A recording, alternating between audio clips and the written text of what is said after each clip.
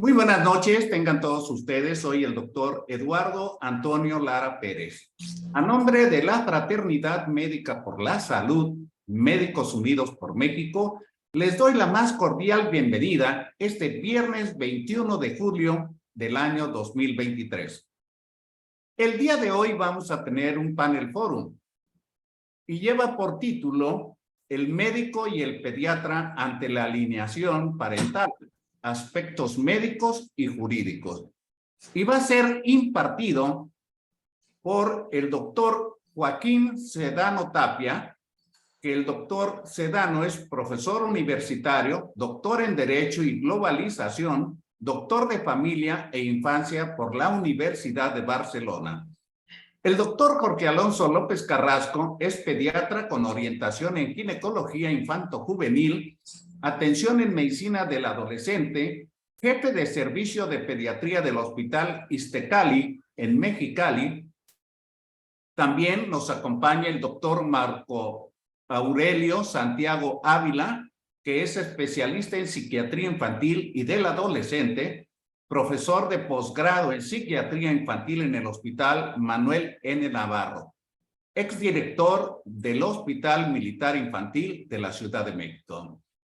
Y por último, el doctor Alejandro Mendoza Amaro, que es médico cirujano por la Universidad Michoacana San Nicolás de Hidalgo, hizo licenciatura en psicología en el Instituto Michoacano de Ciencias de la Educación, es maestro en ciencias de la salud, además de que tiene varios diplomados de ética, bioética y psicoterapia. Sin más preámbulo, y para moderar este panel forum, cedo la palabra a mi colega y amigo, el doctor Jorge Alonso López Carrasco. Adelante, doctor. Bueno, pues muy buenas noches a todos. Nada más pedirle, doctor, si puede dar entrada al doctor Mendoza, creo que está ahí en sala de espera. Y bueno, pues yo les agradezco a todos los que están hoy presentes y sobre todo a los panelistas que pues están compartiendo mucho de su tiempo y pues de sus actividades, al doctor Eduardo Antonio Lara Pérez, que también pues nos dio este espacio, ¿no? El día de hoy tenemos un tema muy polémico, muy trascendental actualmente, porque pues tenemos ahora sí que los que como la estira y afloja, pero pues finalmente estamos el día de hoy con la intención de informar y de que esta información para todos pues sea lo más pues benéfica posible, sobre todo en nuestra práctica como médicos y como pediatras y pues como personas que estamos todos los días en el día a día, ¿no? Como padres, como familia, como acompañantes, como profesionistas de otras áreas, como también tenemos la presencia del doctor Sedano, que es un abogado que ha hecho mucho por los derechos de los niños, como también el doctor Alejandro Mendoza Amaro, que ha participado también en muchos foros, y el doctor Marco, que pues Santiago, que él también un experto en la materia de la psiquiatría legal y pericial, ¿no? La verdad que grandes personas primero y segundo, pues excelentes profesionistas también. Entonces, pues el día de hoy vamos a hablar de la alienación parental y la visión que pues tiene el médico, si es que lo conoce. No se ve la imagen. ¿Mande?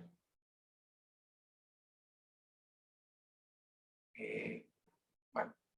Todo está bien, adelante. Ok, escuché algo por ahí. Bueno, entonces, pues vamos a esperar a ver si el doctor Mendoza ya está conectado. Si no, pues vamos a dar inicio con el doctor. Ah, ya está el doctor. Hola, doctor, ¿cómo está? Buenas tardes. El doctor Mendoza Amaro, pues bueno, ya lo presentaron, ya lo presentó el doctor Lara, y pues bueno, su palmarés es amplio. Vamos a hacer la palabra. Yo nomás voy a decir unas palabras pequeñas en relación a que como pediatra, pues me ha tocado ver familias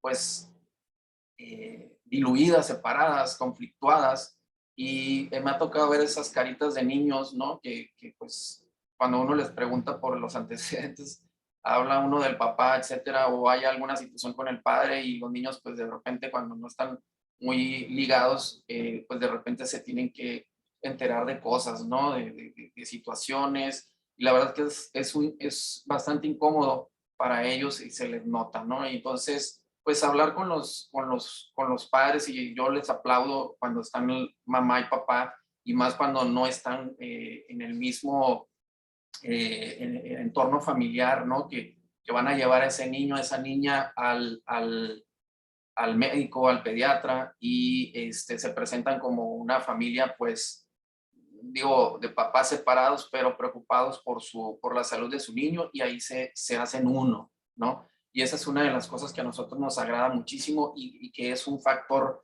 de protección para estos niños, y la verdad que se los aplaudo, se los reconozco aquí en la presencia de los dos. Como también me ha tocado que le he dicho a la mamá, ¿sabe qué, señora? Por favor, para la próxima necesito que venga el papá porque necesita estar también aquí, ¿no? O a veces han venido papás con sus niños cuando en el fin de semana que les toca verlos, pues tienen alguna complicación médica y me los traen los papás. Obviamente esto también conlleva que a veces, como no se llevan muy bien, es que lo llevaron en la semana y estaba enfermo, pero yo no lo veo bien y esto, y pues lo traigo yo para acá, ¿no? Entonces, como que no hay comunicación ni de uno con otro, pues ya ahí ya estamos levantando algunas pequeñas alertas que también les hago saber, y pues les informo de el beneficio que tendría que tuvieran, que fueran un equipo cuando de su hijo se trate, ¿no? Entonces, esta es una situación que debemos, como profesionales de la salud, pues primero entenderla, advertirla, hablar bien con estos padres, y pues para esto estamos con los expertos el día de hoy, que nos van a estar hablando de cada una de las perspectivas que ellos tienen en relación con las áreas que ellos dominan. Y pues yo les agradezco, y vamos a dar inicio con el doctor Mendoza, que es una persona magnífica, y pues le cedo la palabra, doctor.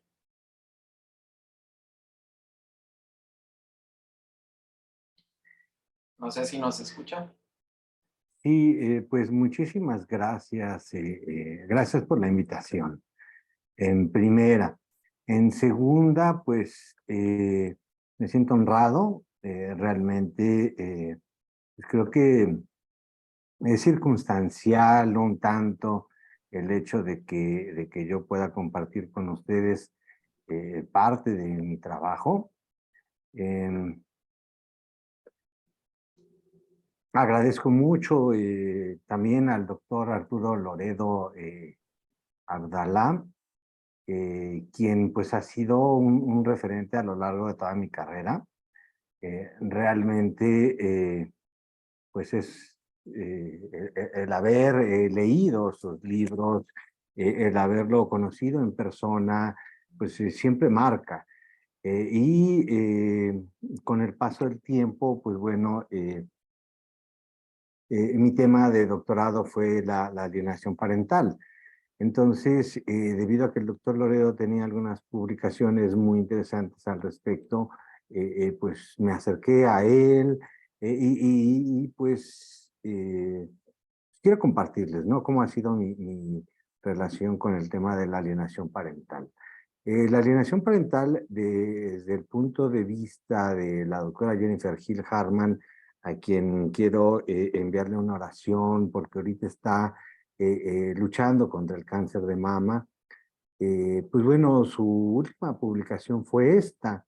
Y aquí, además de que fue una revisión sistemática donde encontró que hay más de 1000 publicaciones en revistas indexadas, tesis de posgrado y libros de editoriales académicas revisadas por consejos de editoriales, pues bueno, define la alienación parental como una alianza poco saludable de uno de los hijos con uno de sus padres para, pues, inducir el rechazo al otro, ¿no? Entonces, creo que es una definición más simple, más comprensible, que nos ayuda a entender cuál es la dinámica. Además de que, pues, evidentemente, esta revisión sistemática, pues, contribuye mucho al campo. ¿Por qué la alienación parental? Yo la empecé a estudiar desde un punto de vista de integridad científica, pues porque los artículos de Richard Gardner, que son fáciles de adquirir, pues bueno, nos mostraban una faceta muy profesional de este autor que falleció en el 2002, de este médico psiquiatra muy prolijo estadounidense.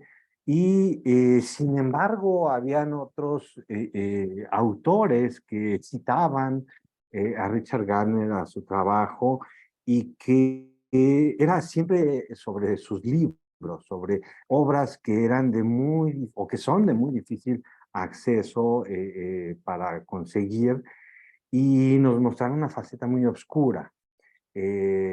Citas muy pequeñas, citas muy controvertidas, donde pues se manejaba que él pues, estaba a favor de la pederastia, estaba a favor del abuso sexual infantil, y eso a mí ya me pareció pues digno de ir a las fuentes originales. Y fue lo que yo hice, pues a través de internet, pues empecé a buscar en librerías estadounidenses, ya quedan muy pocos ejemplares originales, y fue un proceso tardado para lograr conseguir los textos más citados de Richard Gardner, que fueron un tiraje bajo, que pues ya no hay nuevas ediciones. Y al revisarlo yo encontré un fenómeno muy interesante. Quienes critican a Richard Gardner de estas obras que son de difícil acceso, nos estaban mintiendo. Eran fragmentos descontextualizados de lo que Richard Gardner había escrito, o citas en páginas inexistentes, o texto que simple y sencillamente Gardner nunca escribió. Aquí esta parte de esta lámina me parece interesante, pues porque nos muestra cuál es el posicionamiento teórico y profesional de Richard Gardner. Y él dice, en este libro, en el de Histeria de abuso sexual, en los juicios de Salem, pues que él lo considera un comportamiento de explotación infantil y está relacionado con desarrollar problemas psiquiátricos, y que acompaña hará a esos niños a complicaciones a lo largo de toda su vida en lo que sería pues la situación de relaciones de pareja posteriores, ¿no? Entonces, creo que es algo muy importante irnos siempre a las fuentes originales, es lo que siempre se nos recomienda, pero que lamentablemente no siempre podemos nosotros hacer. ¿Cuál es el grado de evidencia en la alienación parental? Pues aparte del que nos señaló esta Jennifer Harman en su artículo de revisión, existen al menos 10 estudios de revisión sistemática acerca de la alienación parental, y vemos que de lo que es la opinión de los expertos hacia irnos acercando a un mayor grado de evidencia, pues ya es una área del conocimiento en fase de consolidación. Ya hay instrumentos psicométricos, ya hay estudios de prevalencia, ya hay estudios de asociación. eh, eh, entonces vemos que está ya en una fase de maduración, y así nos lo señala también Jennifer Hill Harman en su estudio del 2022. Los primeros estudios acerca de enunciar problemas de integridad científica, pues el primero fue un artículo del mismo Richard Gardner, donde señala que ya se estaba adulterando su obra, y él pues realizaba hipótesis acerca del por qué. Decía, bueno, pues es que son juicios altamente contenciosos, hay un capital de por medio muchas veces, que motiva un comportamiento probablemente poco ético de los profesionales que se desempeñan en el ámbito de estos juicios, etcétera. Pero el doctor William Bernet publicó en el 2020 este artículo acerca de información, proliferación de información errónea y alienación parental, y él ahí señala 5 ejemplos donde Richard Gardner y parte de su equipo de colaboradores se acercaron a las editoriales, hicieron un señalamiento técnico acerca de los errores, de la desinformación, de las citas en muchas ocasiones adulteradas o fraudulentas, y las editoriales en la mayoría de las veces pues ignoraron estas aclaraciones, no quisieron corregir los artículos o los libros, o simple y sencillamente cuando los errores eran tan graves como para solicitar una retractación, pues bueno, hicieron oídos sordos. Posteriormente, en el 2022, Richard Gardner publica, William Burnett publica un segundo artículo acerca de información errónea recurrente acerca de la teoría de la alienación parental. Y ahí él identifica 40 publicaciones con serios problemas de integridad científica. Entonces, pues bueno, pues se ha ido dando este fenómeno que, como es de difícil acceso los textos originales de el autor más popular al respecto, pues bueno, ha habido un fenómeno de dilapidación de él.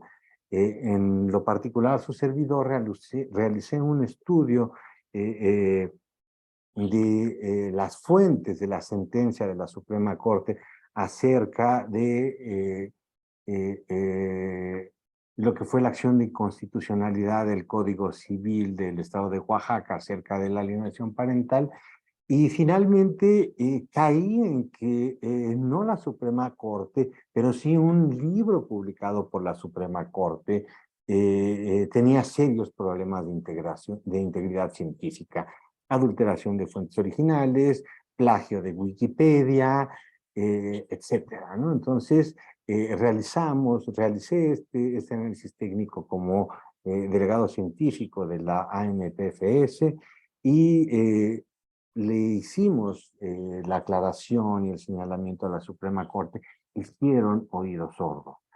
Por tal razón, el doctor William Burnett y su servidor entramos en contacto y consideramos oportuno que era necesario escribir la declaración del Movimiento Global de Integridad Científica en Alienación Parental.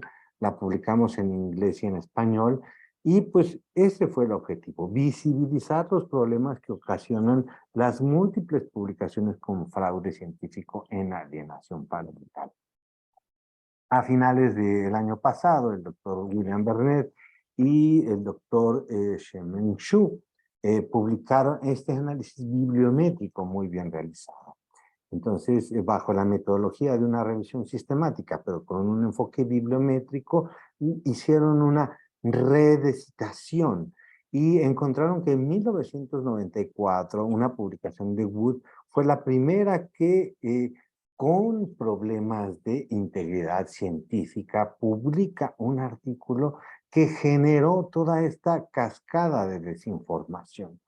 Este artículo se denomina Rumores académicos, un análisis de la información errónea acerca de la teoría de la alienación parental. Es de acceso abierto, afortunadamente. Todo lo que es la alienación parental los últimos 3 años la hemos publicado como acceso abierto, porque cuando en un campo hay problemas de integridad científica y además están involucrados los derechos humanos, pues bueno, tiene que ser información de acceso abierto. Eso lo dictan los cánones, ¿no? También el año pasado, Mercer y Drew publicaron este libro en inglés, el que aparece ahí debajo de la lupa, que se llama, su traducción en español sería Desafiando la alienación parental, nuevas directrices para profesionales y padres.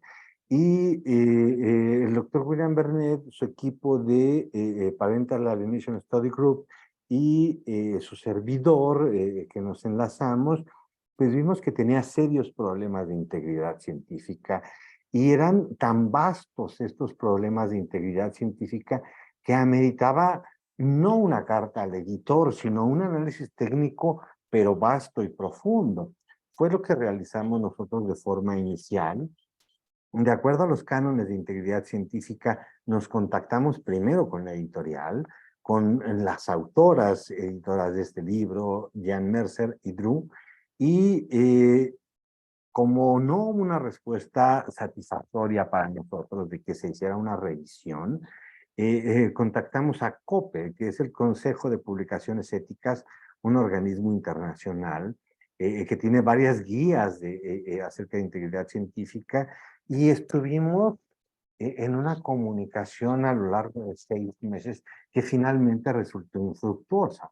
Entonces, cuando nos dimos cuenta que la editorial simple y sencillamente ignoró estos señalamientos, no realizó ninguna acción, simple y sencillamente se ostraron, pues bueno, nos vimos en la necesidad de publicar tanto el análisis técnico en esta versión editorial de Garipa y de PASC, y también lo que fue toda la comunicación con la editorial y con COPE, para que la comunidad científica internacional y la sociedad en general tuvieran acceso a esta información y se dieron cuenta de los serios problemas que hay de integridad científica. Se publicó inicialmente en inglés, más o menos tardamos un año en terminar de pulir la traducción, esta es la versión en español.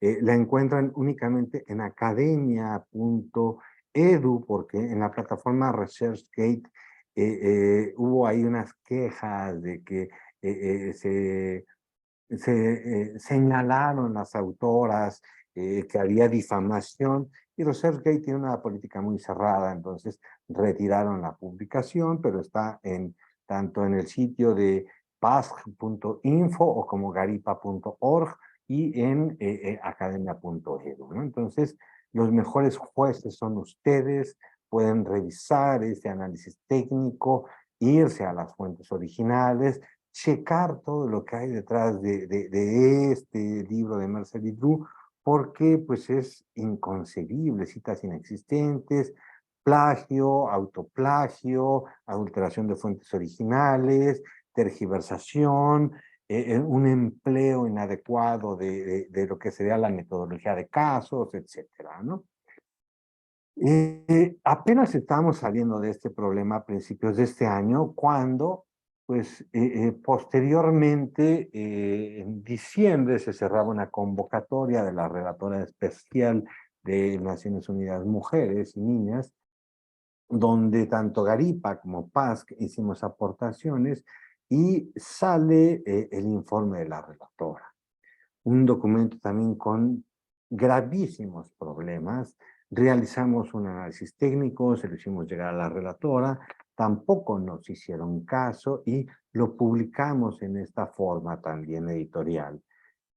Entonces ahí está tanto la aportación de Garipa como PASC en la convocatoria de trabajos que realizó la misma relatora, los análisis que hacemos de este informe, y está en línea en academia.edu y el sitio de internet de Garipa y de PASC. En español también la desinformación es muy grave, y hemos visto que la mayoría viene de este libro, del pretendido SAP de Bácaro y de Barea, que se publicó en el 2009. Entonces, al darnos cuenta de ello, en enero enviamos una carta al editor de este libro, pedimos al editor que contactara a las autoras, y también nos ignoraron. Entonces está en línea también este análisis técnico. Ustedes revísenlo y vean cómo no es posible que desde los análisis de originalidad haya plagio demostrado de más de 10 fuentes, autoplagio, citas inexistentes. Es decir, realmente es muy preocupante lo que encontramos en problemas de integridad y fraude científico en el campo de la alienación parental. Estamos trabajando, este proyecto se ha trazado muchísimo, lo que es la declaración de integridad científica en violencia vicaria, porque, pues bueno, la autora Sonia Bácaro del libro que mostramos del 2009, Pues bueno, ella dice que acuñó el término de violencia vicaria cuando desde ahí es una mentira, una falacia. Violencia vicaria en exparejas, pues el primer artículo lo publicó Anne McMurray en 1997 y no lo calificó como un problema de género. Eh, Estudió más de 100 padres y madres australianos divorciados e impedidos de ver a sus hijos y se dio cuenta que era un problema de violencia indirecta que afecta a ambos géneros. Incluso se dio cuenta que la proporción es un poco más alta en hombres, ¿no? Y prácticamente es el equivalente de decir alienación parental, violencia vicaria.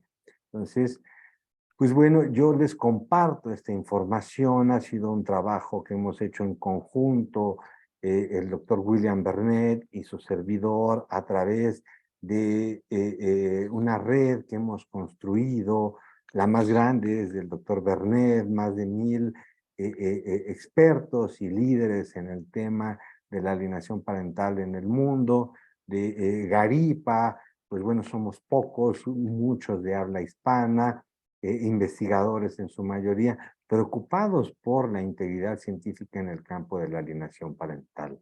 Espero no haberme excedido en el tiempo. Sí, una disculpa. Muchas gracias. Muchas gracias, doctor. Todo muy desarrollado en el campo de la integridad científica, que para nosotros como médicos y científicos, algunos más apegados a las cuestiones académicas, pues servirá mucho para poder fundamentar nuestras creencias o nuestros pues, conocimientos, ¿no? Bueno, damos paso al doctor Marco Santiago, él es psiquiatra y pues viene la parte clínica y vamos a pasar con el doctor. Adelante, muchas gracias. ¿Qué tal? Muy buenas noches. Muchas gracias por la invitación. Es un honor para mí estar aquí con ustedes en este día. Y bueno, pues yo voy a hablarles un poco de la experiencia que tuve en el Hospital Psiquiátrico Infantil, en el Juan N. Navarro, acerca de la evaluación de la alienación parental. Es un término, digo, es un tema bastante amplio. Ya el doctor Mendoza nos dio una entrada de banda, pero básicamente lo que quiero transmitirles es cómo la evaluación pericial te da mayor información acerca de lo que es esta situación, este fenómeno de alienación parental y cómo es importante, efectivamente, como dice el doctor Mendoza, pues ser lo más objetivos posibles. Básicamente, las solicitudes de evaluación en periciales nos llegaban de tres, digamos, orígenes: agencias del Ministerio Público, básicamente para evaluar si el niño podía ser testigo. Ajá, en este caso, generalmente era como víctima. O en su defecto, si tenía algún riesgo de revictimización. También de los juzgados de lo familiar, para ver la calidad de la crianza y cuál era el padre o si ambos padres eran los idóneos para seguir ejerciendo la crianza. Y por último, bueno, justicia para adolescentes, ajá, básicamente para ver si había algún dato de psicopatía juvenil, y evidentemente el consumo de drogas.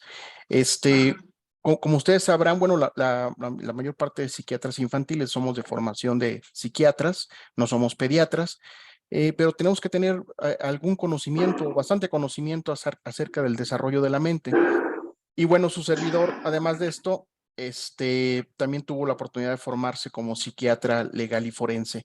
Una de las características que tenemos que diferenciar cuando nos llega una evaluación clínica versus una evaluación forense, pues es que la evaluación forense, el individuo, en este caso los menores, pues no llegan al hospital para ser pacientes, aunque muchos de ellos sí llegan referidos para recibir ayuda, pero muchos de ellos llegan para responder a un cuestionamiento legal. Como les decía al principio, necesitamos evaluar si el niño tiene capacidad para testificar, si no va a ser revictimizado, o en su defecto, en el caso del abuso sexual, pues para ver si podía consentir a cierta edad las relaciones sexuales. Entonces, había diferencias significativas ¿no? Básicamente, la evaluación clínica, pues es el objetivo, el propósito principal es aliviar el sufrimiento. Acá en la evaluación forense es responder a un cuestionamiento. La relación en la evaluación clínica era de médico-paciente y acá en la evaluación forense era de evaluador-evaluado, ¿ok? Esto es importante porque dentro de la evaluación clínica, pues el cliente, digamos, es el paciente y su familia. Acá en la evaluación forense se busca atender, les decía, esta necesidad de los juzgados, la autoridad, los abogados o de alguna agencia. Por ejemplo, era muy común que nos llegaran del DIF también.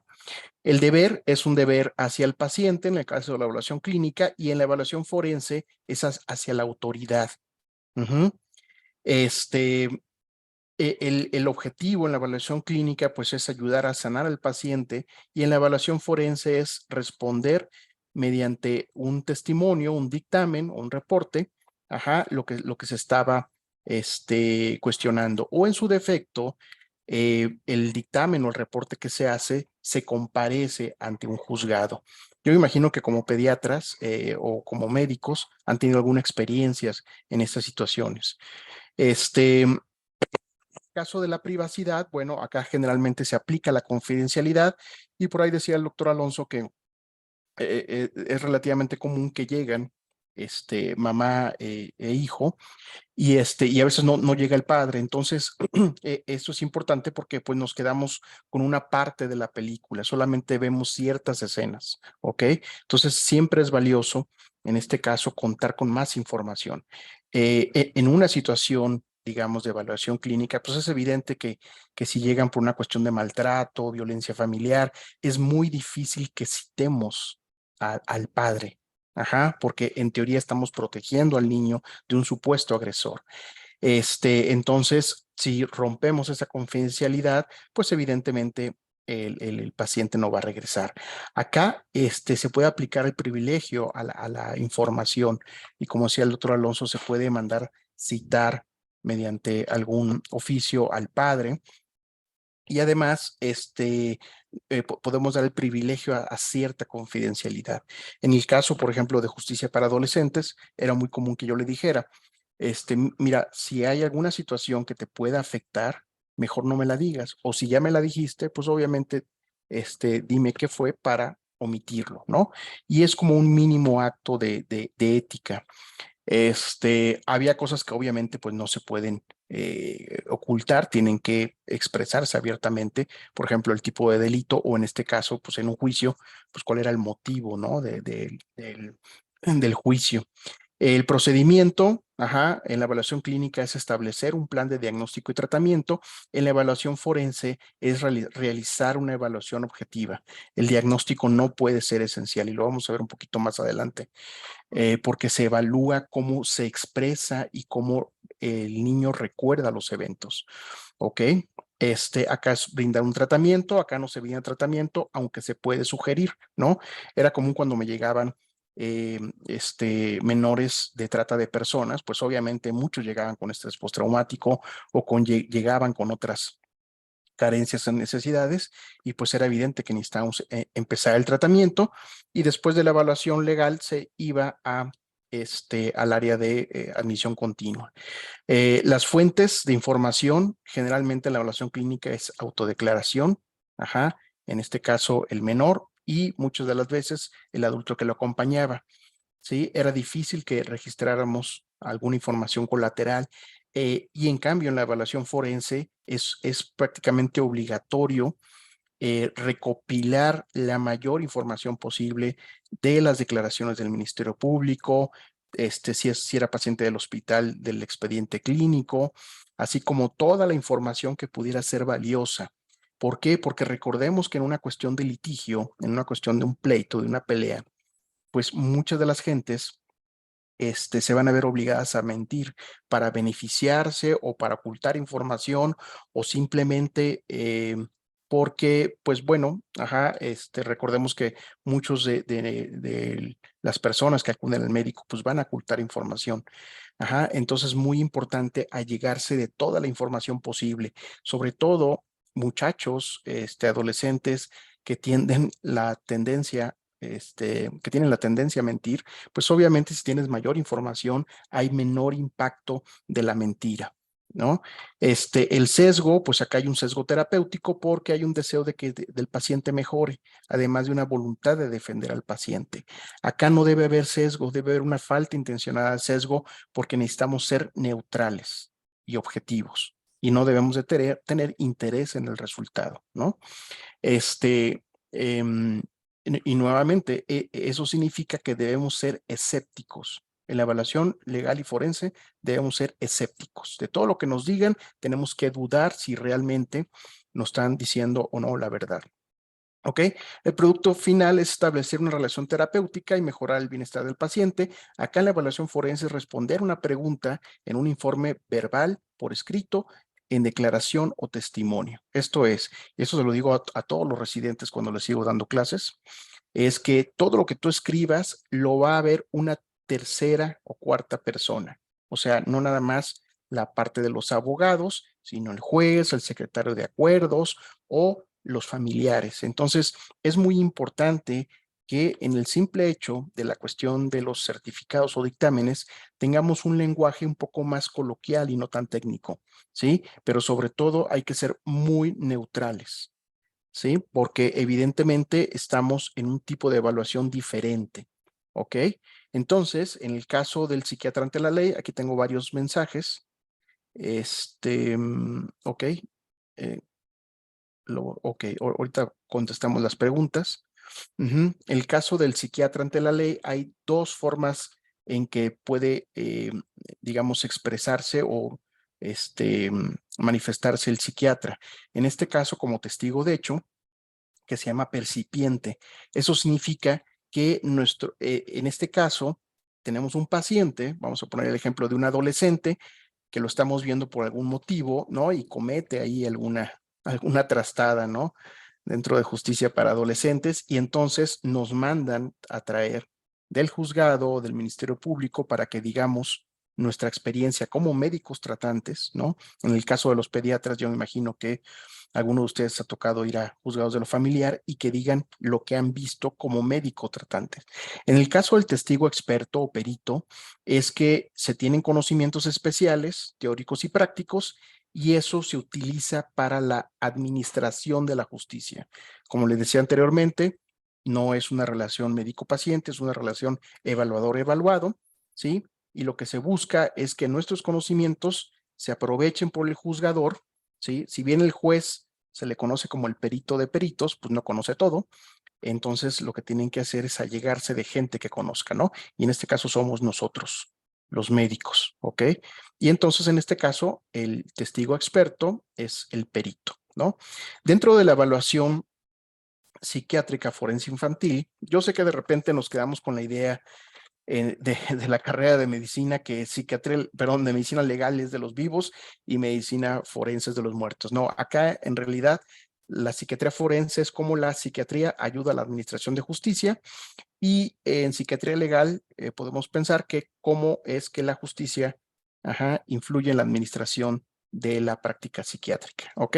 Bueno, volviendo al tema importante, una de las cosas que tenemos que evaluar es cómo está la mente de ese menor al momento de la evaluación. Esto es muy importante porque evidentemente a partir de eso es como vamos a ir estructurando las preguntas, pero también vamos a evaluar cómo nos responden, porque no toda la información que se proporcione es valiosa, ¿sí? Recordemos que la mente no es como poner iba a decir una cinta de cassette, pero ahora ya se utilizan ¿cómo se llama? Los archivos, ¿no? Digitales. No es como poner una pista digital de música, ¿no? O sea, no es algo reproductivo, sino que la mente es reconstructiva. A partir de un evento que ocurrió en un momento en el tiempo, la persona le va reconstruyendo y va tratando de evocarlo, ¿ok? Entonces, una de las cosas importantes es que tenemos que ver cómo está el aparato mental del menor. Eso es muy valioso. Entonces, lo primero que vemos es evaluar la madurez mental, ¿ok? Si esta corresponde a la edad cronológica con el fin de adecuar la entrevista. Posteriormente se hace una entrevista cognitiva en el cual se evalúa la memoria se valora si distingue la realidad de la fantasía, la verdad o mentira, si es sugestionable o si está motivado a mentir, ¿no? Generalmente lo que le digo a los residentes es que evaluemos eventos neutros, ¿sí? Por ejemplo, fechas de cumpleaños, festividades, llámese 24 de diciembre, 6 de enero, ajá, o situaciones que el menor pueda ubicar en el tiempo, vacaciones, escuela, ¿ok? ¿Por qué es importante esto? Primero, porque estás observando la memoria remota. Oye, cuéntame, ¿cómo fue tu cumpleaños anterior? ¿No? Pero además lo que están observando es cómo lo expresa el niño, ¿no? Y empieza a platicar y se empieza a emocionar, ¿no? Y que el hombre araña y que la Peppa Pig, ¿no? O la Barbie, ¿no? Que ahorita anda de moda la película. Ujú. Y entonces empiezas a ver toda la gama de emociones, cómo lo expresa y sobre todo evalúas el tipo de vocabulario. La jerga y calor del niño es muy importante. ¿Por qué? Porque conforme pasa el tiempo y vas llegando al tema importante, ahí observas si el niño dentro de su vocabulario, ajá, hay argumentos insertos. Cuando de repente utilizan lenguaje técnico, que la sentencia, que el divorcio, que la separación, que la guardia y custodia, eso probablemente ya lo introdujo un adulto, porque muy probablemente en el lenguaje habitual del niño pues no existe, ¿no? O cuestiones de que es que fui abusado, es que soy una víctima, ¿no? Muy probablemente si no está de acuerdo al desarrollo del niño, pues sean argumentos que alguien más colocó, ¿ok? Entonces algo remoto, observas la congruencia afectiva, después algo más cercano, oye, cuéntame qué almorzaste el fin de semana, ¿no? Que fui a la barbacoa y que las carnitas y que el consomé, cuéntame qué comiste o qué hiciste, porque a veces llegaban los niños muy temprano y no almorzaban, qué hiciste antes de llegar al hospital, cuéntame todo. ¿No? No, pues que los zapatos y que los calcetines y que nos subimos al micro y que nos bajamos. Si distingue la realidad de la fantasía, le preguntas, oye, cuéntame quién te trae regalos. No, pues que Santa Claus, no, pues que los reyes, no, que el niño Dios. Oye, ¿y dónde vive Santa Claus? ¿Tú lo has visto? Y una vez me contestó un niño, sí, se lo acabo de ver aquí en el tianguis, andaba con su esposa, ¿no? Entonces era un niño que probablemente no distinguía la realidad de la fantasía. Para ver si es sugestionable, le pones el zapato y le dices, oye, ¿verdad que mi zapato es café y el zapato es negro? Y habían menores de 12 años que me contestaban, sí, doctor, es café. Y le decía enseguida, no, mejor es negro. Sí, es negro. No, mejor café y negro. Lo que usted diga, doctor. Ajá. Esto inclusive en adultos, lo que significa es que esos niños son sugestionables. O si está motivado a mentir. Ujú. Oye, platícame, ¿tú sabes cómo se llama mi perro? ¿Tú sabes cómo se llama mi hijo? Si yo te dijera que estoy sentado ahorita, ¿tú qué me contestarías? O que estoy parado, ¿no? Detectar si hay sintomatología ansiosa o afectiva, ya que un menor perturbado podría apreciar incorrectamente hechos vivenciados. ¿Ok? Esto es importante, tal vez ustedes lo lleguen a ver en el consultorio, cuando damos de bata o filipina, ¿no? Que ya los niños intuyen que están con el doctor y la simple presencia del doctor puede ser imponente, ¿no? Y en un niño ansioso o que sabe que está en una situación legal, pues puede responder cosas que tal vez no sean reales. Elaborar un análisis del discurso, ajá, al final de la entrevista. O sea, esto es veraz, es creíble y si es exacto. Y evaluar a ambos padres durante la entrevista. Generalmente no asistía el papá, entonces nos quedábamos con la versión de la mamá, ¿no? O muchas veces iban los abuelos. Entonces siempre es importante tener las dos versiones en una evaluación forense. Y dentro del análisis del discurso, pues encontrábamos este tipo de respuestas aquiescentes. Se consideraba aquiescencia la tendencia de un examinado a estar de acuerdo con la pregunta con independencia de su contenido. Básicamente, del 8 al 10% de los niños van a tratar de complacer al entrevistador respondiendo sí o no. ¿Ok? Entonces, es importante y valioso, por eso le decía, la edad mental, y asegurarse de que los niños entiendan el sentido de las preguntas. Evidentemente, un niño pequeño no le vas a preguntar, oye, ¿recuerdas qué sucedió el sábado 10 de el viernes 21 de julio a las 8 de la noche? Pues, ajá, pues igual y hasta uno ni se acuerda, ¿no? Ni hacer preguntas capciosas, ¿no? O es muy común que los niños ya hayan recibido presión social, ¿ok? Para aceptar tal o cual situación. La otro que les comentaba, la sugestionabilidad, es el grado en el que el niño codifica, almacena, recupera y notifica eventos influenciados por una serie de factores sociales y psicológicos, ¿no? La forma en que hacemos la pregunta, lo que les decía del zapato, ¿verdad que es café? ¿Verdad que es? O los padres, ¿no? Porque es muy común que los niños, y esto era muy real, que llegaban a la evaluación y me decían, doctor, es que tiene una conducta muy rara y demás, y como no me decía qué es lo que tenía, pues le tuve que meter 3 sopapos bien puestos, ¿no? 3 así, cachetadones, y entonces ya me dijo en ese momento que había sido abusado, ¿no? Y dices, híjole, pues muy probablemente esa información no sea tan veraz, ¿ok? Y evidentemente, bueno, se pueden generar falsos recuerdos, ¿no? Memorias falsas. Ajá, síndrome de falsos recuerdos, pues es cuando una persona describe síntomas de recuerdos traumáticos, a pesar de la ausencia de evidencia externa, ¿ok? Síndrome de memorias falsas, ¿no? Cuando la memoria producto de la hipnosis era, este caso con los terapeutas, que de repente decían, es que lo más seguro es que tengas bloqueado algún tipo de abuso, ¿no? Y entonces se quedaba así la persona, ¿no? El paciente, ¿no? Pues igual y sí, ¿no? Pero lo tengo bloqueado, ¿no? Entonces hipnotíceme, ¿no? Entonces en estudios controlados veían que la información dentro de la hipnosis, pues era menos clara, a diferencia de un recuerdo en vigilia normal, ¿no? O en su caso, otro tipo de fenómeno, ahorita que hablábamos del doctor Richard Garner, el síndrome de acomodación de abuso sexual infantil, ¿no? Que básicamente es la retractación. Niños que han sido crónicamente abusados y que de repente hablen o abren de forma dubitativa el evento y después se retractan al ver que no son ayudados o a la presión social o de que se va a desintegrar la familia o bajo una amenaza, se terminan retractando, ¿ok? Las mentiras, sí, también están presentes, definitivamente, ¿no? Sobre todo niños con problemas de conducta, pues va a tener más propensión a mentir, pero vamos a verlo un poquito más allá. También la mentira se puede presentar como un proceso adaptativo, ¿no? El adolescente que no quiere quedar mal, que no quiere quedar en vergüenza, que no quiere ser castigado, o simplemente para proteger a otro adolescente, pues van a mentir, ¿no? Hay varios tipos de mentiras, ¿no? Probablemente la mentira de tipo terciaria, a los 7 a 8 años, sea una mentira que se puede sostener. Pero una cosa importante es que para ser buen mentiroso, somos mentirosos, bueno, en lo pequeño, pero no en lo grande. Para mentir, se necesita una cosa que se llama memoria de trabajo y esa memoria de trabajo desaparece después de cierto tiempo. Entonces, lo que yo les decía a los residentes, si tienes duda de lo que te está diciendo, cítalo en diferentes momentos. Cítalo en 15 días, en 3 semanas, en un mes o 3 veces diferentes, ¿no? Para que trates de averiguar qué es lo que te está diciendo y siempre hacer preguntas abiertas. Cuéntame qué pasó, qué sucedió, cuéntame todo, platícame todo, ¿no? Porque va a haber un porcentaje de niños pues, que van a mentir y más dentro de un conflicto, ¿no? Como ese litigio. Los niños, recordemos que en ciertas etapas su pensamiento es muy concreto y entonces van a pensar que si de repente quieren a mamá, pues van a traicionar a papá o viceversa. Si quieren a papá, van a traicionar a mamá, ¿ok?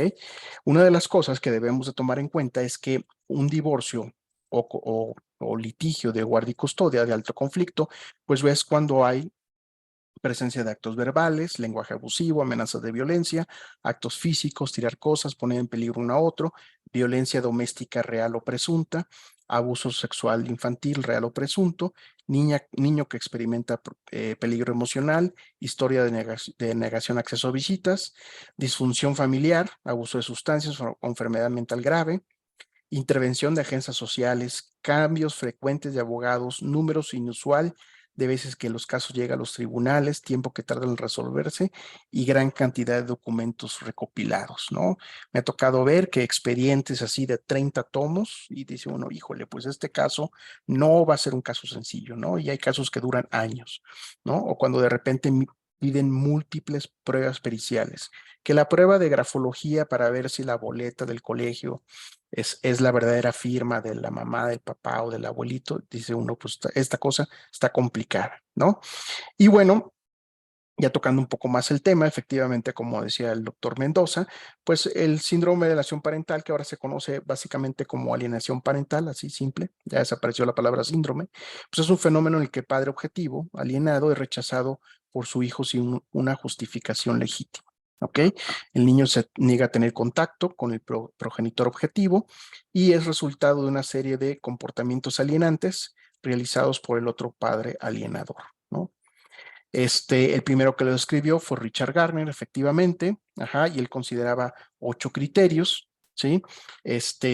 Y bueno, básicamente los 4 son los más importantes: la campaña de denigración de un padre hacia otro, justificaciones o racionalizaciones superfluas, frívolas o absurdas, ausencia de ambivalencia o de pensamiento dicotómico, o sea, esto es todo lo que hubo bueno, de que si le fueron a festejar su cumpleaños, que si se fue a un concierto con el papá o con el padre alienado, pues todo eso se anula y se vuelve un pensamiento, les decía, blanco o negro.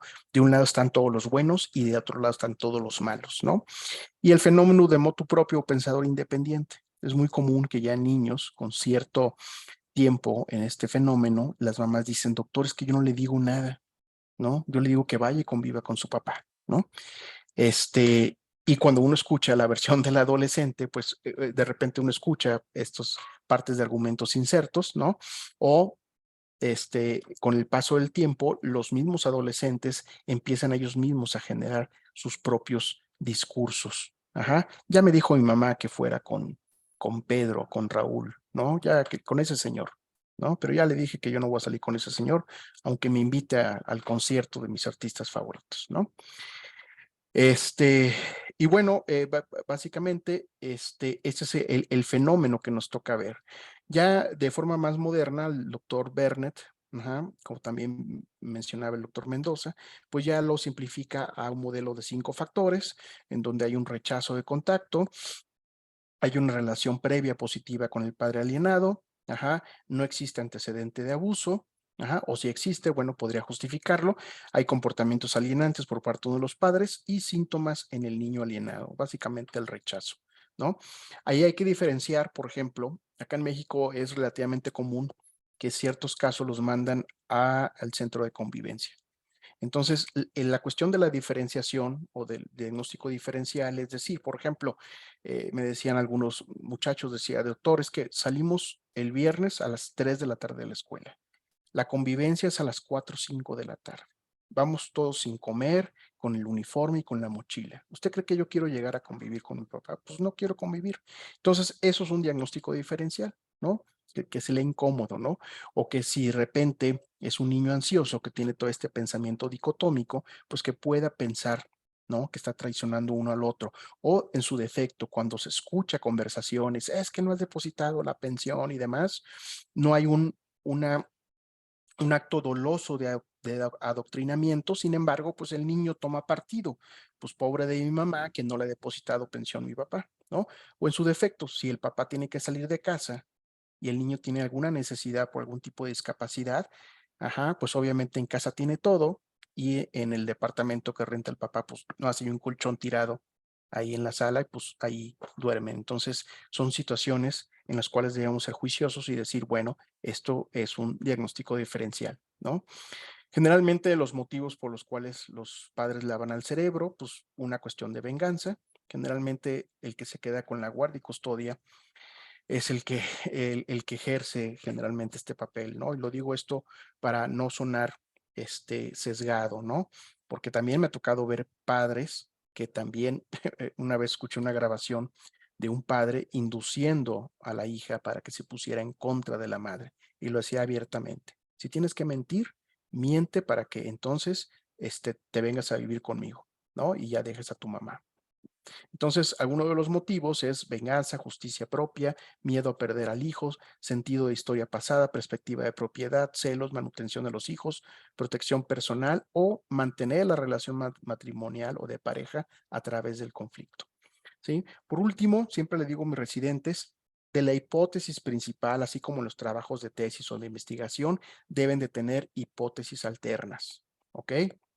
Prácticamente 1 de cada 10 casos de abuso, pues van a ser mentiras, porque puede que estén implicadas más cosas. Entonces, las hipótesis alternativas son básicamente que el niño haya sustituido a una persona distinta al perpetrador, que las alegaciones del niño sean válidas, pero que se haya influenciado o haya hecho alegaciones adicionales falsas, que el niño haya sido influenciado o presionado para hacer una alegación totalmente falsa con el objetivo de beneficiar a alguien, o por motivos personales de venganza, o obtener ganancias para ayudar a otra persona, o que el niño haya fantaseado dentro de problemas psicopatológicos graves, ¿sale? Es lo que me toca a mí darles. No sé si por ahí hay preguntas, no sé si al final, yo creo, y espero no haberme pasado mucho de tiempo. Muchas gracias, doctor.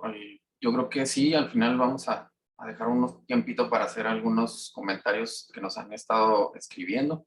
Y pues, si alguno desea responderlo, claro que sí, con mucho gusto. Está muy interesante lo que están diciendo. Pasamos entonces con el doctor Sedano. Él, pues, es la parte del abogado y de los litigios, como bien el doctor ya, Marco nos había platicado cómo están las cosas. Doctor, adelante. Muchas gracias, doctor.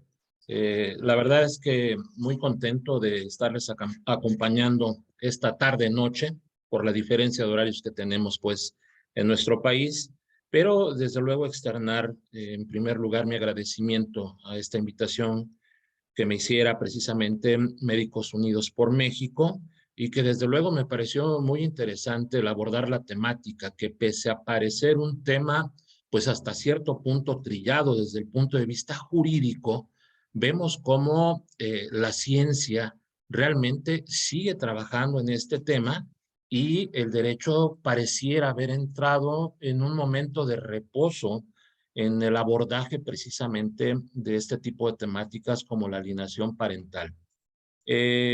Dado pues las gracias a cada uno de los asistentes, me gustaría dividir mi participación para ser exacto en el tiempo que me ha sido asignado de los 15 minutos. Voy a dividir mi participación en dos momentos. Un primer momento donde hablaremos de algunos aspectos generales desde el punto de vista jurídico y un segundo momento donde hablaremos de cómo se ha abordado en nuestro país la temática de la alienación parental, pues en términos también generales, pero muy puntuales respecto de los estados que conforman nuestra República Mexicana. Por cuanto a los aspectos generales, ya quien me antecedía en el uso de la voz, el doctor precisamente Marco Santiago, hacía referencia a cómo Gardner, cuando pues acuña el término de alienación parental, no obstante que previamente había ya el abordaje del tema con otras denominaciones, es a Gardner a quien realmente se le atribuye este término y que de alguna manera pues se recoge por la ciencia y desde luego el derecho también como ciencia social va a recoger más adelante. Pero lamentablemente el abordaje jurídico no ha sido tan acelerado como se ha dado precisamente el abordaje dentro de las ciencias como la ciencia médica, sea psiquiátrica o sea psicológica, ¿no? Entonces, ¿qué es lo que ha sucedido a partir de ese momento en que Gardner pues habla de esta situación? Para ponernos un poco en contexto, debo decir que durante la década de los 70s, 80s del siglo pasado, hubo un boom, vamos a llamarlo así, en el número de divorcios que se estaban presentando en Estados Unidos y que desde luego generaron una enorme carga en los juzgados, en los órganos jurisdiccionales, pues para resolver precisamente estos casos de divorcio, donde pues la gran mayoría de las veces el tema central de debate es precisamente la custodia de los hijos. Y por supuesto, en los planteamientos que realiza Gardner, está precisamente del de la alienación parental y que pues bueno, debo también puntualizar, se refiere básicamente a aquella conducta que de alguna manera manipula al hijo, el padre custodio lo manipula en contra del padre no custodio. Evidentemente lo relacionaba con aquellos casos donde se presentaban denuncias por abuso sexual en contra de estos menores. Entonces, se pensaba que la alienación parental se daba inicialmente, pues cuando se presentaba una denuncia por abuso sexual en el ánimo de inhibir precisamente la convivencia del padre no custodio con sus hijos.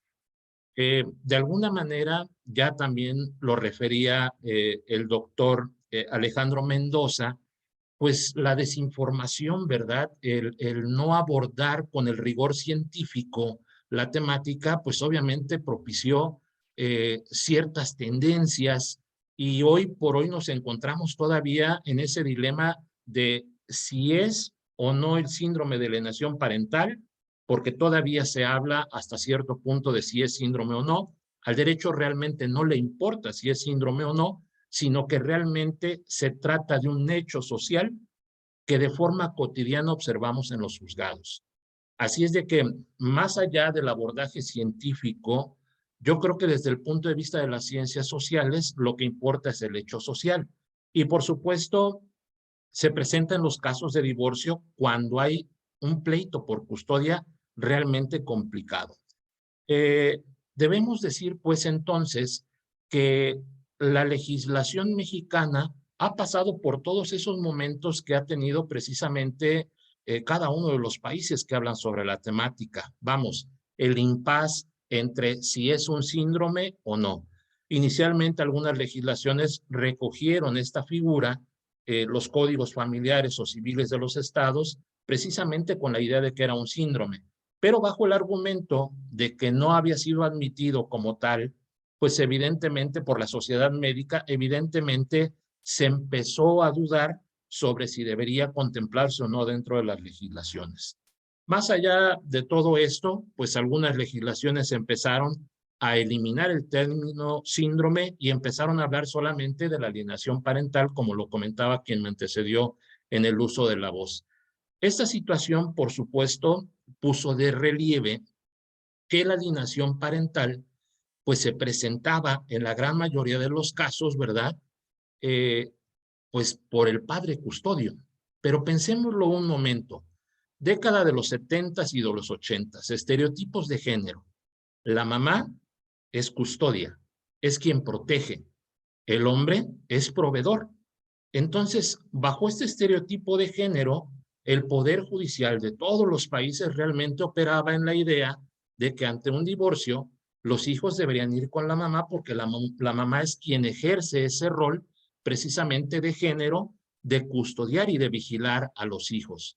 Evidentemente, en esta tesitura, ¿verdad? Si todas las custodias iban a favor de las mamás, era claro que el fenómeno de la alienación se debería presentar del lado de las mujeres. Entonces, mucho ojo, no es una cuestión de género, sino una cuestión de dinámica social. La dinámica social así lo estableció. Luego entonces, si la mayoría de las mujeres tenían custodia, era lógico que la alienación se iba a presentar mayormente en aquellos casos de mujeres. Sin embargo, con el cambio de dinámica de custodia, donde ahora los hombres también pueden ser custodios de sus hijos, evidentemente se han presentado ya casos de alienación por parte de varones y no solamente de mujeres. Llegará un momento, sin duda, en que esta situación se equilibre y hablemos ya de una cuestión de alienación parental, no como una cuestión de género, sino más bien una cuestión de equidad. ¿Por qué? Porque realmente estamos caminando hacia ese momento.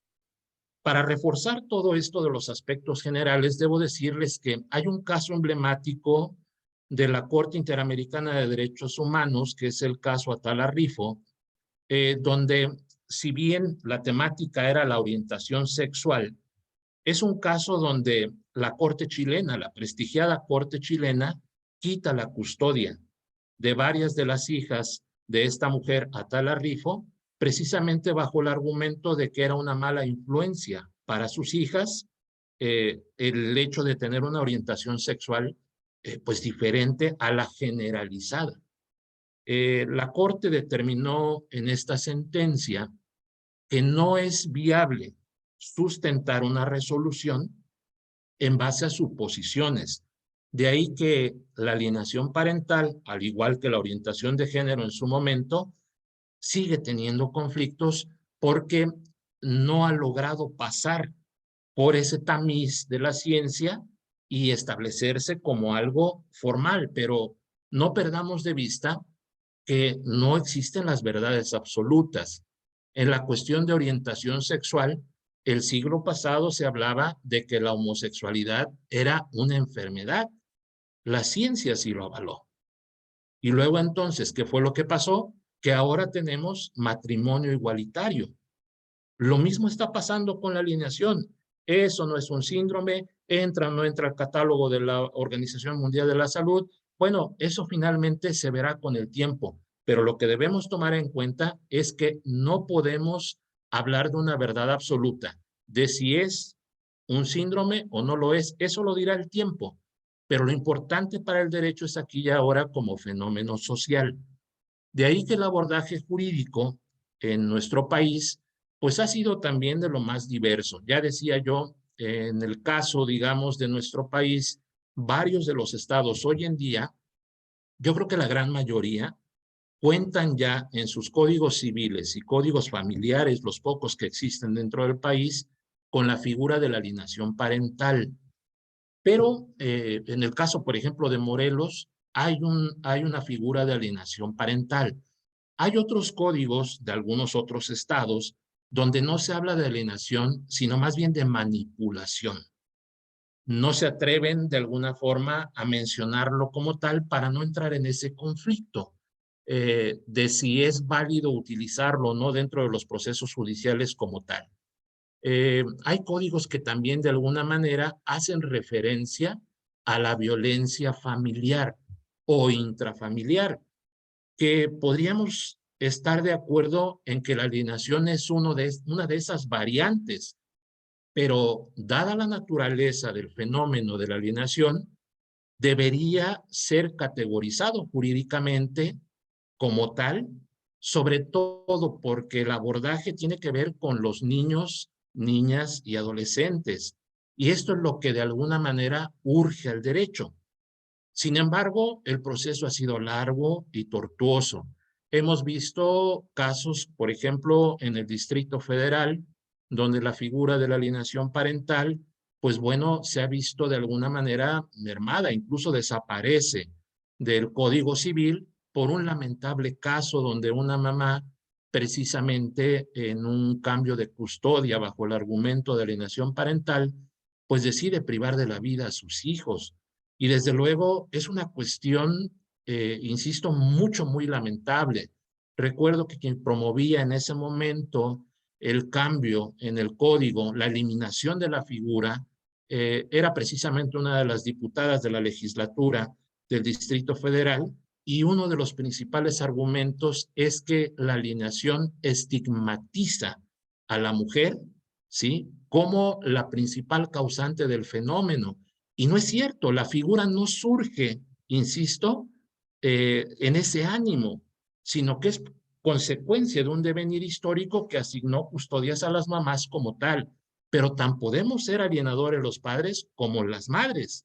Entonces, ha sido complicado, por supuesto, encontrar el justo medio, donde de alguna manera entendamos que la alienación parental nada tiene que ver, uno, con la violencia intrafamiliar de forma generalizada, sino es algo muy específico, y dos, se trata precisamente de un fenómeno que aqueja principalmente a niñas, niños y adolescentes. Y esta es la problemática que yo veo dentro del abordaje judicial.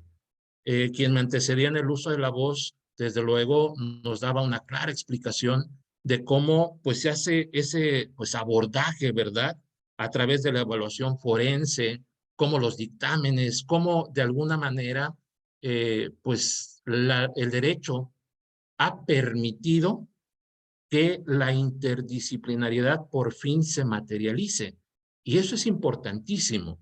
¿Por qué? Porque durante mucho tiempo, yo creo que en cualquier profesión, hemos creído que nuestras profesiones nada tienen que ver unas con las otras. Y sin embargo, hoy, en pleno siglo XXI, podemos constatar que la interdisciplinariedad es algo indispensable para avanzar en las temáticas, particularmente esta que hoy pues nos reúne para platicar en torno al tema.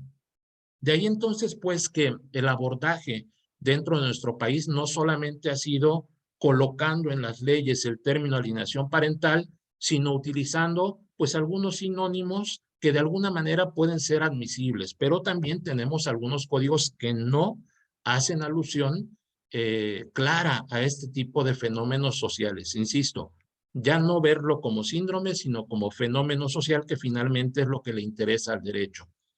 Y bueno, yo creo que también es importante comentar que no solamente las legislaciones, sino también la Corte ha hecho parte de su trabajo.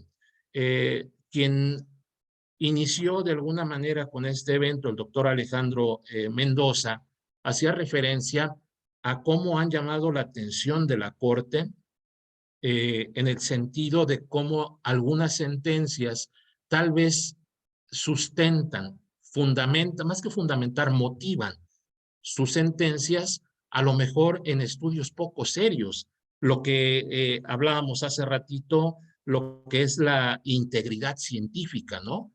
Y desde luego, no quisiera yo disculpar el actuar de la Corte porque tiene la obligación de hacerlo, pero es que el abordaje ha sido erróneo, porque seguimos abordando la temática de la alienación parental desde una perspectiva de género. Si ustedes lograran ingresar a la página que de alguna manera versa sobre las jurisprudencias que tiene la Corte, van a encontrarse que solamente existen, desde la 10ª época hasta la actual, la 11 en la que estamos, 4 tesis aisladas que hacen alusión a la temática de la alienación parental. Y tal vez la más relevante de ellas, para el caso de lo que estamos platicando, es que la Corte insiste en que el abordaje de la alienación parental en los conflictos del orden familiar debe darse en función de la perspectiva de género. Y esto, insisto, me parece un error. No porque no deba abordarse con perspectiva de género, por supuesto que sí, pero no debe ser lo primario o lo fundamental. Ya la Corte, en recientes criterios del 2020 para acá, nos habla un poco de la perspectiva de infancia. Y eso es lo que esta noche yo quisiera resaltar y rescatar de todo lo que estamos comentando. Es importante, desde el punto de vista jurídico, abordar la alienación parental con perspectiva de infancia, no con perspectiva de género. Es cierto, vivimos en una constante guerra de géneros por creación de figuras, como hablaban hace rato también de la violencia vicaria, que no negamos que existe, pero que sí no se limita exclusivamente a la que ejerce el hombre sobre la mujer. De hecho, vivimos en una época donde tendemos a confundir que cuando escuchamos el término género, tiene que ver con las mujeres, y no es necesariamente así. Sin embargo, insisto, si abordamos la temática con perspectiva de infancia, esto va a obligar a las autoridades a que en cada uno de los casos donde se ventilen asuntos relacionados con niñas, niños y adolescentes y que tengan que ver con alienación parental, debe garantizarse su interés superior de la niñez. Y obviamente esto es importante en todos los casos. En fin, la jurisprudencia mexicana tiene abordajes en torno al tema, pero no tiene una jurisprudencia como tal bien definida, lo que significa que los asuntos que llegan a primera instancia no están subiendo hasta lo último, que es la Corte. Significa que abajo es donde se está resolviendo todo y no sabemos si de manera efectiva o no. Sin embargo, sí que la Corte está haciendo su trabajo, sí que ha avanzado mucho en los términos, perdón, de interés superior del niño, y desde luego esto es lo que debemos tomar en cuenta. Ya por último, me gustaría hacer referencia a uno de los sucesos que considero importante en materia de derechos humanos y que tiene que ver con pues la finalización del 53 periodo de sesiones del Consejo de Derechos Humanos de Naciones Unidas, donde, perdón, una de las relatoras especiales presenta un informe 53/36, donde esta relatora habla precisamente de custodia, de violencia contra las mujeres y violencia contra los niños. Sin duda es un documento interesante, pero un documento interesante para no tomar en cuenta. Y debo ser muy puntual, he hecho el análisis jurídico de ello y nuevamente nos encontramos que el informe está fundamentado en perspectiva de género, pero el problema es de perspectiva de infancia. Lo que necesitamos es defender en este tipo de asuntos, sin duda, es a los menores de edad. Es cierto, los padres estamos molestos, aquellos que lamentablemente no pueden ver a sus hijos, están molestos porque esta situación no les permite avanzar, porque jurídicamente no tenemos todavía criterios bien delimitados para la aplicación de ello. Es cierto, a las mujeres preocupa que no se les esté tomando en cuenta o con seriedad, pero como dije hace rato, las verdades absolutas no existen. Y no podría yo asegurar esta noche que en todos los casos de divorcio que se plantean en el país, no se da la alienación parental. No podría yo asegurarlo. Habrá casos donde sí, pero también habrá casos donde no. En todo caso, el derecho, junto con las demás ciencias, de forma interdisciplinar, deberá llegar a un consenso que nos permita delimitar de forma clara en qué casos realmente se está presentando la alienación y en qué casos no. Y consecuentemente aplicar la ley. Pero lo mejor que tal vez podría decirles yo toda esta noche de toda esta información es que todo esto tiene solución. Y en realidad la solución no son los juzgados. Pero lamentablemente en algunos casos no hay otra opción más que llegar a los juzgados para pelear este tipo de situaciones. Pero como lo decían también los que me antecedieron en el uso de la voz, pues realmente a veces los juzgados determinan en función de los criterios que se tienen. Si no te gusta lo que el juzgado hace con tu hijo, entonces trata de arreglar tus problemas con tu expareja para que tus hijos no padezcan este tipo de situaciones. Sé que pudiera parecer un consejo a la ligera, pero hay estudios que demuestran que del 90%, el 90% de los 100% de asuntos que se presentan en los juzgados del orden familiar, muchas de las veces los problemas son de comunicación, no legales. ¿Qué necesidad tienen los niños de padecer ante un juzgado la incapacidad de los padres para dialogar? Pero insisto, no todos los casos. Habrá casos donde se pueda y habrá otros donde el diálogo definitivamente no es viable. En todo caso, seguiremos apostando desde luego desde el derecho por trabajar de forma interdisciplinar para que logremos avanzar en todos los rubros que conciernen al derecho. Creo que me he excedido un poquito de tiempo, no sé, creo que estoy en tiempo, pero no me resta más que agradecer la invitación y desde luego quedo a sus órdenes para cualquier situación. Muchísimas gracias. Bueno, muchas gracias, doctor. Gracias, muy amplia, muy clara toda la información que nos hizo llegar. La verdad es que se lo agradecemos. Tenemos ya muy poco tiempo para preguntas, sin embargo, la verdad es que estuvieron muy participativos y muy interesantes los comentarios que nos estuvieron haciendo. La verdad que algunos hasta dramáticos en el chat, ¿no? De los comentarios que tuvimos. Doctor Lara, no sé cómo andamos con el tiempo, si me puede por favor auxiliar. Pues tenemos 5 minutos todavía. Ok, tenemos 5 minutos, no sé si alguien de los participantes que están con cámara y audio quisieran hacer algún aporte, alguna pregunta. Hay por aquí pues bastantes participaciones por escrito, pero sí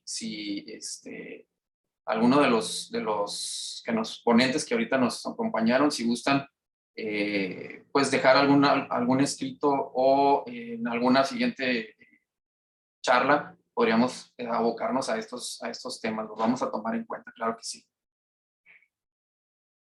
Mira, Está pidiendo el uso de la palabra el académico doctor Arturo Loredo Abdalá. Si nos le permites hacer un comentario muy breve. Claro, sí, adelante. Y sugeriría que los ponentes pongan sus datos de consulta, un correo electrónico, un WhatsApp, algo así, porque hay muchas inquietudes y no vamos a completar la cuestión de este tiempo. No podemos darle gusto a todos. Maestro Loredo, si quiere encender su cámara, Muchas gracias. tiene el uso de la palabra, un comentario muy breve. Gracias. No, buenas noches a todos. No abre la cámara, pero ¿se escucha? ¿Se escucha? Sí, sí se Bueno, escucha, doctor. Adelante. yo aprovecho rápidamente para señalar los vericuetos que tiene este problema, pero analizar desde el punto de vista pediátrico el fenómeno. Cuando nos tenemos que enfrentar de alguna manera a la situación. Yo creo que en estas alturas del partido, mientras se ponen de acuerdo las categorizadoras de diagnósticos psicosociales, etcétera, el DSM-4, el DSM-5 y el CIE-11, si es eso o no, yo creo que debemos utilizar el término más de alienación, alienación parental. Quitamos la palabra síndrome para no tener problemas. En Argentina en Argentina, en Colombia, quizás en España hay también dificultad para que no estén de acuerdo con lo que dice Gardner, pero bueno, a nosotros como clínicos nos vamos a enfrentar frecuentemente a esta situación. ¿Cuándo? Cuando existe un divorcio violento, cuando existe una situación de violencia, y nosotros los pediatras debemos de intervenir, y los médicos generales también, para tratar, como dijo al final el abogado, en tratar de tranquilizar las dos partes para esto. Nadie sale ganando y el único que sale perdiendo es la niña, el niño, el adolescente. Y esto lo vamos a mejorar también si la actividad jurídica se recorta en tiempo. Y si podemos evitar también que los abogados de una u otra parte tengan conflicto y hacen que se prolongue el fenómeno al cual que desgraciadamente nos tenemos que enfrentar. En fin, es muy complejo el asunto. Yo acabo de sacar un escrito muy breve, un ensayo en acta pediátrica del número 2 de este año, en donde analizo algunos aspectos que para el pediatra son fundamentales para poder establecer la posibilidad diagnóstica o la sospecha de que está sucediendo un fenómeno de esta naturaleza. Muchas gracias. Gracias, doctor. Muy amable, académico doctor Arturo Loredo. Hay una solicitud que va a ser la última de darle la palabra al doctor Marcos Miranda. Si quiere encender su video, por favor, y su audio, y ser muy breve. Tiene usted el uso de la palabra para hacerlo muy brevemente.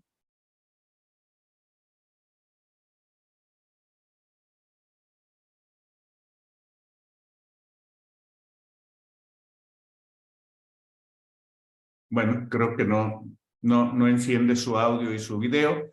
Pues entonces pediría, doctor López Carrasco, si nos quiere hacer favor de pedirles un mensaje final a nuestros ponentes y si quisieran, por favor, cada uno de ellos mandar un mensaje muy breve para cerrar esta transmisión. Sí, claro que sí, doctor, muchas gracias. Sí, pues la participación ha sido muy buena, muy interesante. El tema, claro que no la podemos contener en este tiempo que hemos tenido. Sin embargo, pues ahí sembramos una semillita para próximos eventos que podamos tener. Y pues sí, si alguno de los ponentes, los doctores, nos quieren dar alguna algún último mensaje, con mucho gusto los escuchamos.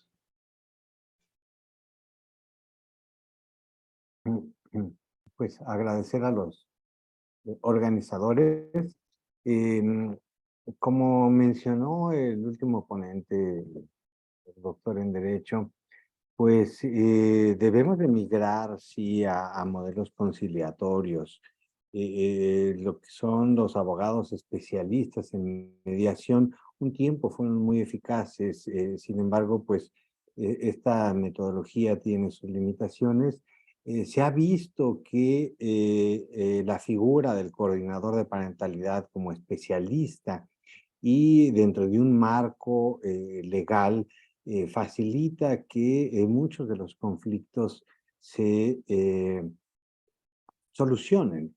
Y en los juzgados de los países donde se ha implementado, o de los estados o de las regiones, se han disminuido en el primer año hasta el 80% de los divorcios de alto conflicto. Entonces, quiere decir que es un camino en el cual debemos de fijarnos, pues para afectar menos a los niños, que es realmente donde debemos de centrar nuestra mirada. Muchas gracias.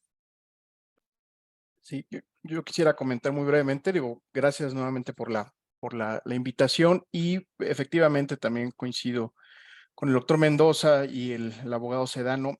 Entre más sencillos sean el procedimiento judicial, hay menos impacto. Me tocó ver casos de 10 años en donde el niño era citado y vuelto a citar, y el día de la evaluación pericial cumplía 18 años. Pues obviamente no se presentó, ¿no? Entonces, y ese caso era desde los 8 años. Entonces, imagínense el sufrimiento, ¿no? Y el grado de daño que ha de haber tenido esta persona.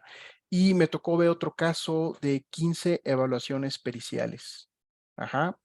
Lo que significa es que en cada procedimiento, desafortunadamente, entre más se haga complejo, pues el niño va a estar siendo expuesto en diferentes instancias y circunstancias a estar siendo evaluado. Entonces, es complejo esa situación. Y contestar más rápidamente una pregunta, el aparato mental no siempre está intacto. Nos llegan niños con Asperger, autismo, ¿no? Bueno, lo que antes era Asperger, ¿no? Niños con diferentes síndromes neurogenéticos, y generalmente habría que evaluar, sobre todo niños pequeños, qué tal estaba el aparato, ¿no? Niños con discapacidad intelectual, ¿no? Pues obviamente su aparato mental va a ser diferente. Básicamente, y nuevamente, muchas gracias. Hay que conciliar siempre. Pues ya finalmente, desde luego, reafirmar mi agradecimiento a la invitación. Y bueno, tal vez una cosa para la reflexión. Yo creo que una de las cosas que evaluamos dentro del derecho, y sobre todo quienes les corresponde hacer dictámenes relacionados con este tipo de casos, es la capacidad progresiva o la autonomía progresiva de los menores de edad.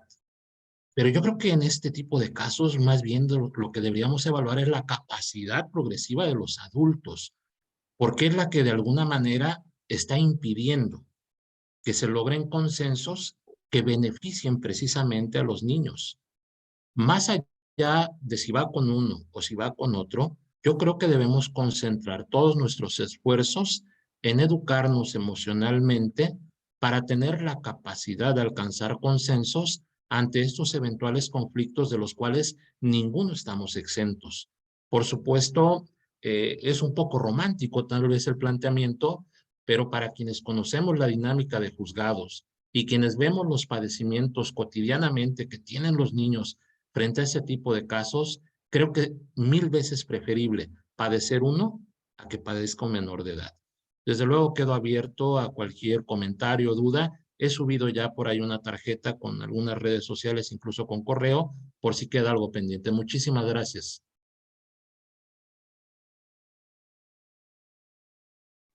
Doctor López Carrasco. Bueno, muchas gracias. Pues como siempre tenemos problemas técnicos ahí con el doctor Miranda, que parece ser que nos puedo conectar, doctor, pero bueno, no sé, yo creo que ya estamos sobrepasados en el tiempo y doctor, yo creo que le agradecemos el espacio y muchas gracias a los ponentes y a todos los participantes. La verdad que estuvo maravilloso. Muchas gracias. Se los agradezco.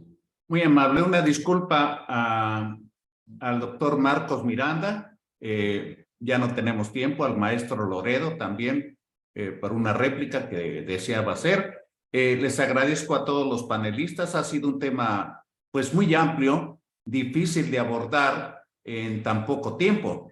Y nada más quiero agregar de lo que ya se ha dicho, que siempre es mejor la prevención. Cuídense muy bien con quién se van a emparentar. Piensen muy bien si vale la pena casarse. Vivan como en Europa un tiempo para ver si se acoplan, ¿verdad? Hagan planes. En México generalmente hacemos las cosas al revés.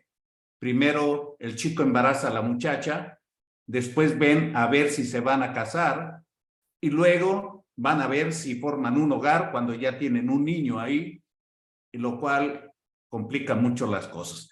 Yo creo que debemos de pensar que la integración del núcleo familiar es fundamental y tiene que haber un deseo, una intención de querer formar una familia. Problemas siempre va a haber, pero el diálogo, el respeto y entrar en la legalidad siempre va a ser más saludable para cualquier niño. En un pleito nadie gana, todo mundo pierde. Entonces, yo les agradezco mucho a nombre de la Fraternidad Médica por la Salud, Médicos Unidos por México. Este video va a estar en unos minutos en nuestro canal de YouTube. Muchas gracias a todos y buenas noches. Buenas noches, gracias.